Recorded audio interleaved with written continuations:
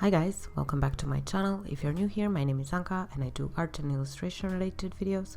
So if you're into that, make sure you subscribe and check out the other videos on my channel. So today I am doing a first impressions on another Arteza product. They were kind enough to send me another one of their products to try out and see what I think of it. So today I will be reviewing the Arteza Watercolor Premium half pans with 36 colors.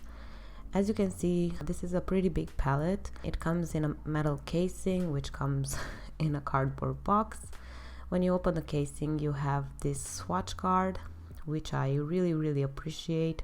I know that before Arteza used to send a printed swatch card, which really is never true to colors. So that the fact that they included this and the fact that you can swatch each color is great. And it has some instructions on the back how to use the colors. When you open the palette, you will see that you have two mixing trays. You have this refillable, flexible nylon water brush pen and all the half pans packed up individually. Packaging is really beautiful. I think that I prefer these types of metal casings to plastic ones.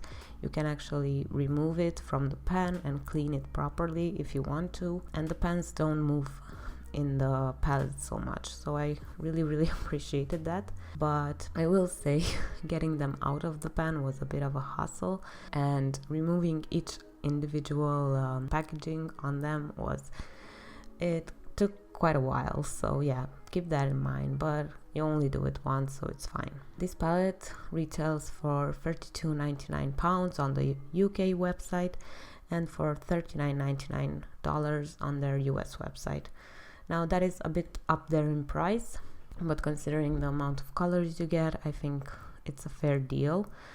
Arteza products are known for being affordable and for offering a really wide variety of colors. So yeah, if you want a really nice watercolor palette that is not extremely expensive and has pretty much anything you could desire from it, I think this is a good option. So the claims on these watercolors are that they are reusable, which means they are activated with water even when dried on the palette, which is true, but I guess that's true for most watercolor pans. As you will see, I swatched each of the colors to see how they look.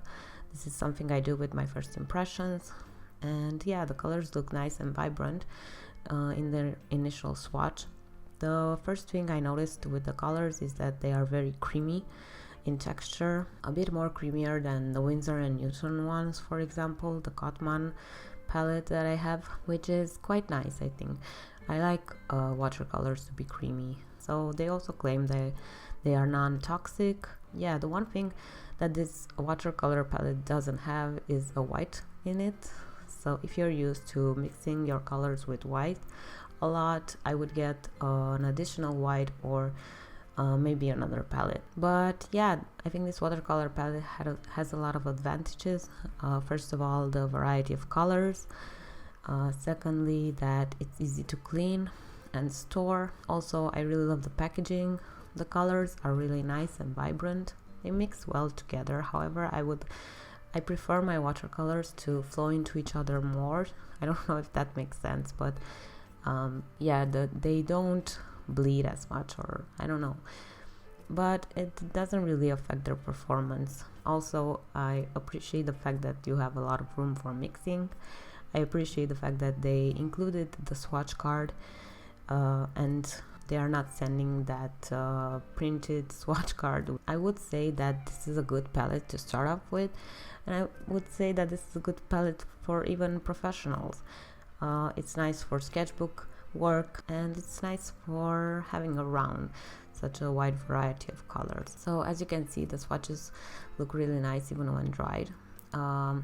For this video's illustration, I did do a pet portrait. I had to do one for one of my patrons, and I decided to use this watercolor palette to see how it would perform in comparison to most of the art supplies I use for pet portraits.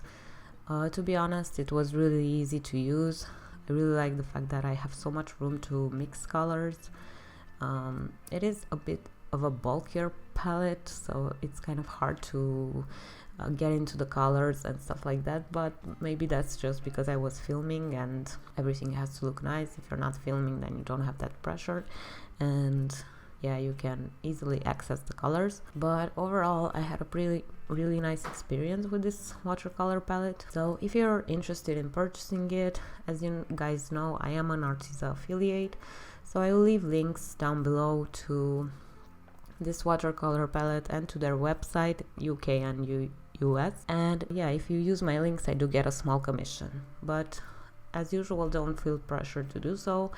This is just informational stuff, and yeah, so make sure you check out Arteza's YouTube channel. They have a lot of instructional videos on how to use their products, and I hope you enjoyed this speed painting and these first impressions. And as usual, let me know in the comment section what are your thoughts on this watercolor palette, if you've tried it, if you're curious to try it, and yeah, open up a discussion over there. I really enjoy replying to your comments, so I would love to hear from you. So I'll see you in the next video. Bye!